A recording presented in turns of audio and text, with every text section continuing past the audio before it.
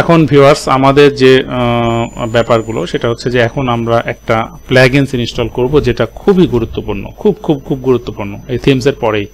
তো প্লাগইনসে ক্লিক করে আমরা আগে এখানে ইনস্টল প্লাগইনের মধ্যে যাই। যাওয়ার পরে যে প্লাগইনগুলো আছে আমি ক্লিক করে সবগুলা উড়ায় দেবো আর কি। এখানে ক্লিক করে আমি এখানে ডিলিট করব। ডিলিট দিয়ে অ্যাপ্লাই যখন দেব তখন মোটামুটি যেগুলো বাই ডিফল্ট ইনস্টল করা ছিল সেগুলো চলে যাবে। এখন অ্যাড নিউ প্লাগইনসে ক্লিক করব। ক্লিক করার পরে এখানে সার্চে গিয়ে লিখবো আমরা এলিমেন্টর।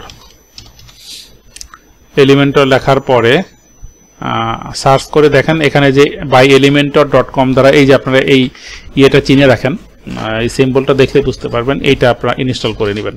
হ্যাঁ, এটার কিন্তু আবার প্রো ভার্সন রয়েছে, যেটা আমাকে টাকা গুনে পারচেস করতে হবে, মানে টাকা খরচ করে, সেটা আমরা পরে যাই। এটাকে আমরা প্রথমে ইনস্টল করে নিই।